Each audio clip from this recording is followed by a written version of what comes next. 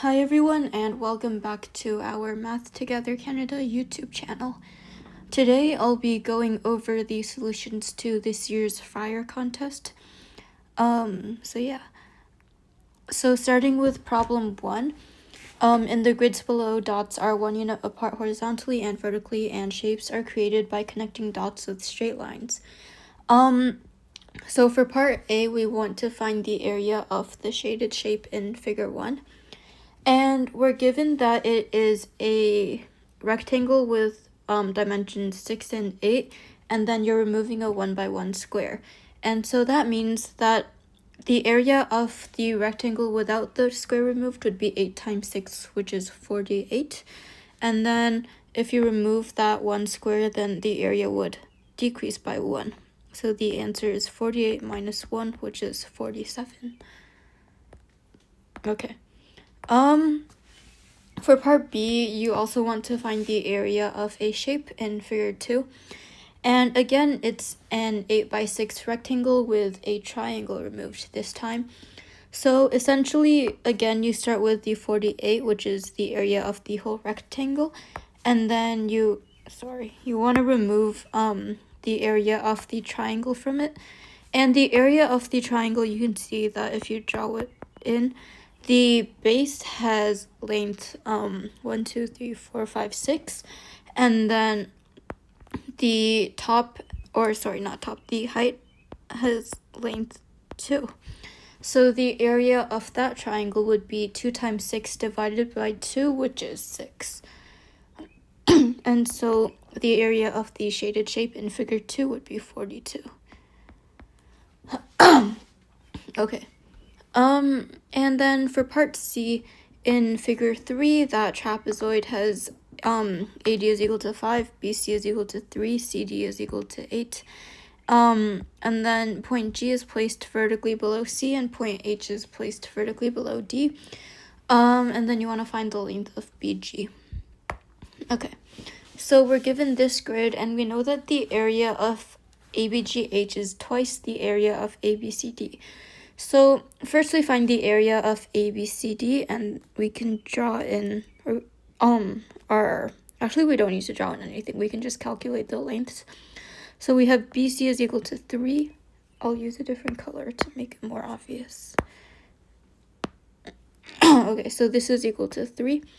And then AD is equal to 5, and DC is equal to 8. So the area of ABCD would be BC plus AD, which is 8, times CD, which is 8, divided by 2, which is 32. And so since the area of ABGH is twice 32, it has to be equal to 64. And the area of ABGH would be ABCD plus CD, CDHG, I think. So then essentially, since CD is equal to 8, that means that BC and then H, I think? No, G. CG would have to be equal to 4, because since DCGH is a rectangle, that means that it has dimensions 4 and 8 to have area 32. So then that means that BG would be equal to BC plus CG, which is 3 plus 8, which is 7. Okay. Also, for the questions with like the hand symbol next to them, you're supposed to write your full solution, but I'm just like gonna talk over it and I'm not gonna write it down. Okay. For question 2, the list P contains all positive integers from 1 to 2 to the 53. How many numbers in P can be written as 2 to the K? So 2 to the K is basically just like 2 to the 1 all to the 2 to the 1 all the way to 2 to the 53. So there are 53. And yeah, also notice that 1 is not counted because 1 is 2 to the 0, and 0 is not a positive integer. Okay. B, how many numbers can be written as 4 to the L, where L is a positive integer? And so we would just have 2 squared, 2 to the 4, all the way to 2 to the 53 minus 1, because 53 is odd. So 52. And to count the number of elements, I guess, in that, we have 2, 4, 6, 8 all the way to 52. And if you divide each term by 2, then you get 1, 2, 3 all the way to 26, which means that in total there are 26 terms. Okay. And then for part C, determine how many numbers in P can be written as 4 to the R but cannot be written as 8 to the T. So again, we have 26 that can be written as 4 to the R. And then we see how many can be written as 64 to the power of something, because that's the only way that a number can be written as both 4 to the R and 8 to the T. And so we're given the numbers 2 to the 1 all the way to 2 to the 52, and 64 to the K is equal to 2 to the 6K, which means that we're looking at numbers from 1 to 52 that are multiples of 6, and so we're given 6, 12, all the way to 48. And this is 8 numbers. If you divide every term by 6, then you get 1, 2, 3, all the way to 8. So then 26 minus 8 is equal to 18, so that's the number of numbers that can be written as 4 to the R, but not 8 to the T. Okay. Moving on to problem 3. So a cylindrical container has points, whatever, and then the cylinder is filled with water and then tipped, and then it's held like that. So,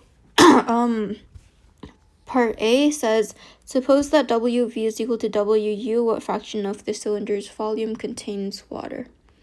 So what you could do is you could take the cross-section of the cylinder, and that would be a rectangle, right, where you have S, U, V, and T. And then you would also take the cross-section of the water, where S, that would be S to W, and this is the area filled with water. And we're given that WV is equal to WU. And so essentially we're just calculating the area of SUVT that contains water or is shaded. And so that would be 3/4, right? Because the area of SUW compared to the area of SUVT is equal to 1/4, because UW is half of UV. Okay. Next, for B, suppose that UV is 1 and WV is X. Determine an expression for the fraction of the cylinder's volume that contains water. So once again, we can take the cross-section. So we have S, U, V, and T. And then we have W. And we have WV is equal to X, which means that UW is equal to 1 minus X. Can I move this over? Okay, never mind. So then essentially you see that the area of SUVT, the square, is still equal to 1. And then the area of the triangle SUW is equal to 1 minus X over 2, because SU times UW over 2. So that means that the fraction of the cylinder's volume that contains water would be 1 minus that. So it would be 1 minus, 1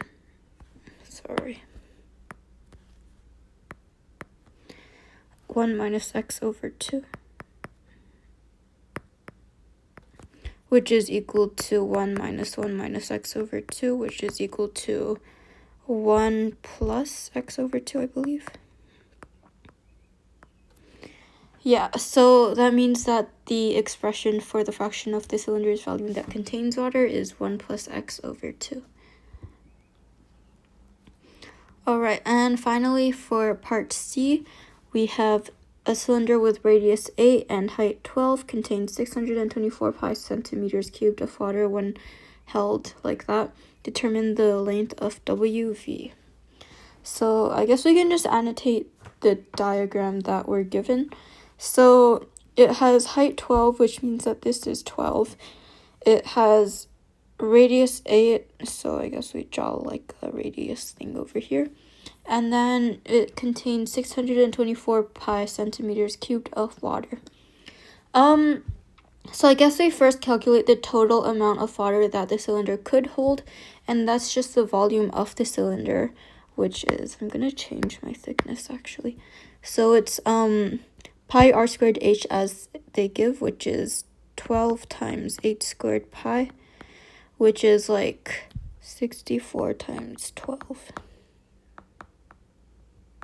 768 pi. I'm gonna erase this. Okay, and then the fraction of the amount of water over the total volume would be 624 pi over 768 pi, and that would be equal to let's see, we can factor out an 8 to get 96. Oh, factor out the pi as well. And then the top would be 78. And that's equal to 13 over 16. Okay, so now from our equation from part B, which is 1 plus x over 2, we can equate these two, right? So 1 plus x over 2 is equal to 13 over 16. And then if we solve that, then we get that 1 plus x is equal to, what is that? It's like 13 over 8, right? So then x is equal to 5 over 8. And since the height uv is equal to 12, that means that our thing wv is 5 over 8 times 12, which is equal to, what is that? That's like 15 over 2. And so that's our answer. So the length of wv is 15 over 2. Okay, moving on to question 4. In a Dunbar sequence, those three things hold, and then part A says, if the fifth term is 57 and the third term is 20, what is the first term? So we can just write out 1, 2, 3, 4, 5. So you know that 3 and 4 add to 57, and 3 is 20, which means that 4 is 37. And then 2 and 3 add to 37, and 3 is 20, so 2 is 17. And then 1 and 2 add to 20, and 2 is 17, which means that 1 is 3. So our first term is equal to 3. Okay, part B, suppose that the first and second terms are A and B. Determine all possible pairs A and B for which the sixth term is equal to 104. So we have A, B, the third term would be A plus B, the fourth would be A plus 2B, the fifth would be 2A plus 3B, and the sixth would be 3A plus 5B is equal to 104. And so we just count the number of pairs A and B. So first, I guess you could see that when A is equal to 1, it doesn't work. When it's equal to 2, it also doesn't work. But when it's equal to 3, then 5b would be equal to 95, so then b would be equal to 19, right?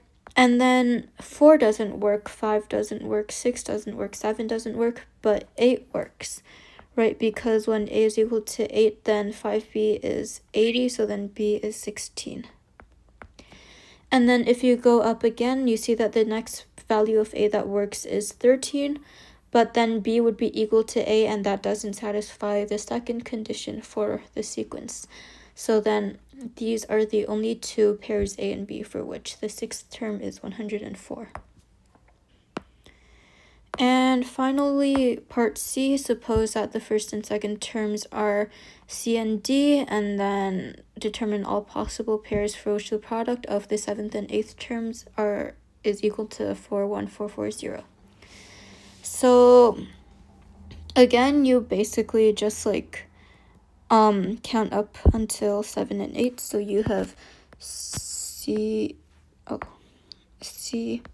D, C plus D, C plus 2D, 2C plus 3D, 3C plus 5D, that's 1, 2, 3, 4, 5, 6.